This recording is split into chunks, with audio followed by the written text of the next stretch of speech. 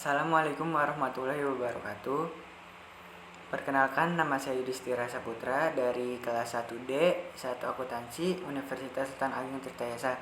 Di sini saya akan menjelaskan materi tentang Pancasila dalam konteks sejarah perjuangan bangsa Indonesia. Pancasila sebagai dasar negara Republik Indonesia sebelum disahkan pada tanggal 18 Agustus tahun 1945 oleh Panitia Persiapan Kemerdekaan Indonesia atau PPKI. Nilai-nilainya telah ada pada bangsa Indonesia sejak zaman dahulu kala sebelum bangsa Indonesia mendirikan negara Republik Indonesia. Nilai-nilainya tersebut berupa adat istiadat, kebudayaan, serta nilai-nilai religius. Nilai-nilai tersebut kemudian diangkat dan dirumuskan secara formal oleh para pendiri negara untuk dijadikan sebagai dasar negara filsafat negara Indonesia.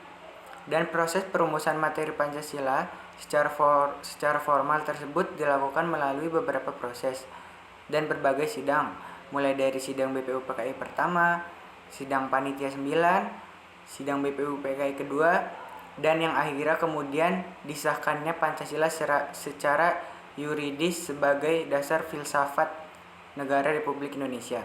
Nilai-nilai esensial yang terkandung dalam Pancasila yaitu ketuhanan, kemanusiaan, persatuan, kerakyatan, dan keadilan. Untuk memberikan gambaran bagaimana Pancasila dalam konteksnya dengan sejarah perjuangan bangsa dapat dijelaskan secara singkat. Yang pertama, yang ada zaman Sriwijaya. Kerajaan Sriwijaya muncul sekitar abad ke-7 di Sumatera dengan rajanya Wangsa. Pada zaman ini kerajaan Sriwijaya merupakan kerajaan yang besar dan disegani di kawasan Asia Selatan. Selanjutnya ada zaman kerajaan sebelum Majapahit. Pada abad ke-7 berdiri kerajaan Sanjaya yang ikut membantu membangun candi Kalasan untuk Dewa Tara dan sebuah wihara untuk pendeta Buddha di Jawa Tengah. Selanjutnya ada kerajaan Majapahit pada tahun 1293 sampai 1520. Kerajaan Majapahit berdiri pada tahun 1923 dan mencapai masa keemasannya pada saat kerajaan Majapahit dipimpin oleh Raja Hayam Wuruk dengan Mahapahitnya Gajah Mada serta dibantu oleh Laksamana Nala. Selanjutnya zaman penjajahan. Dengan runtuhnya kerajaan Majapahit, maka secara bersamaan berkembanglah kerajaan-kerajaan Islam seperti kerajaan Demak.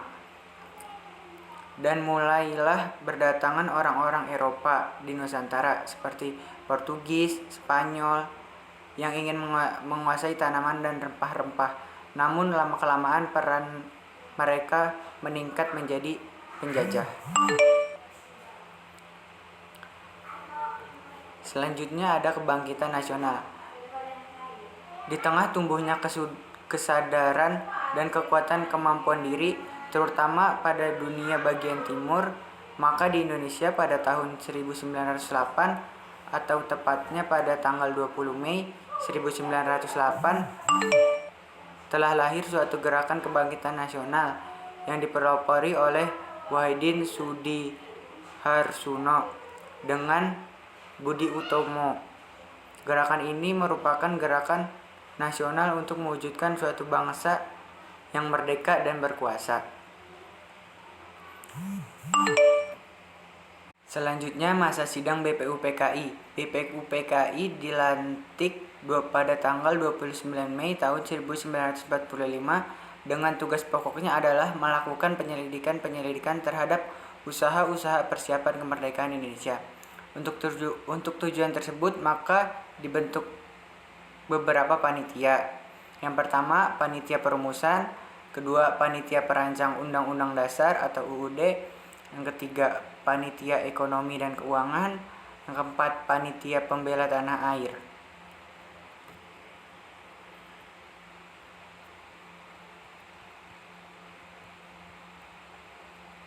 Selanjutnya, Proklamasi Kemerdekaan Indonesia dan Sidang PPKI atau Panitia Persiapan Kemerdekaan Indonesia.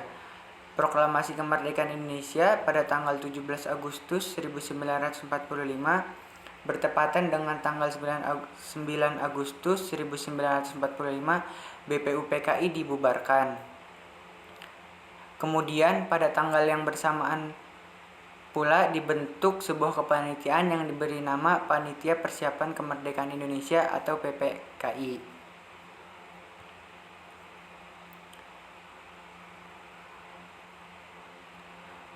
Proklamasi 17 Agustus 1945 adalah merupakan sumber hukum berdirinya negara Republik Indonesia. Walaupun sebenarnya pada waktu dicetuskan proklamasi tersebut, Indonesia sudah memenuhi syarat suatu negara. Selanjutnya, kemerdekaan masa setelah proklamasi.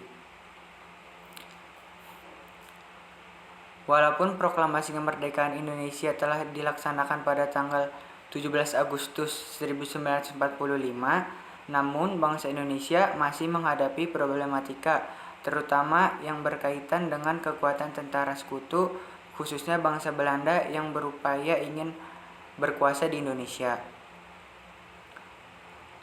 Selanjutnya, Negara Kesatuan Republik Indonesia. Akhirnya, atas persetujuan antara RIS dengan negara RI pada tanggal 19 Mei 1950, seluruh negara bagian dalam RIS bersatu ke Negara Kesatuan dengan berdasarkan konstitusi sementara yang berlaku sejak 17 Agustus 1950. Masa Orde Baru. Masa Orde Baru ditandai dengan terjadinya berbagai aksi yang dilakukan oleh berbagai masyarakat, misalnya aksi yang dilakukan Kesatuan Aksi Pemuda Pelajar Indonesia atau KAPPI, Kesatuan Mahasiswa Indonesia atau KAMI atau KAMI, Kesatuan Aksi Guru Indonesia atau KAGI, dan lain-lain yang timbul di mana-mana. Selanjutnya yang terakhir ada masa reformasi. Masa reformasi adalah suatu gerakan untuk memformat ulang atau menata ulang kembali hal-hal yang menyimpang untuk dikembalikan pada format atau bentuk seperti semula, sesuai dengan nilai-nilai ideal yang dicita-citakan rakyat. Hal tersebut dilakukan karena setelah Orde Baru berkuasa sekian lama, sekitar 32 tahun, bangsa Indonesia menghadapi bencana hebat, yaitu dampak krisis ekonomi di Asia, terutama di Asia Tenggara ketika itu. Kondisi tersebut berdampak negatif terhadap negara Indonesia, misalnya stabilitas politik menjadi goyah dan hancurnya tatanan ekonomi nasional. Sekian materi yang dapat saya sampaikan. Terima kasih. Wassalamualaikum warahmatullahi wabarakatuh.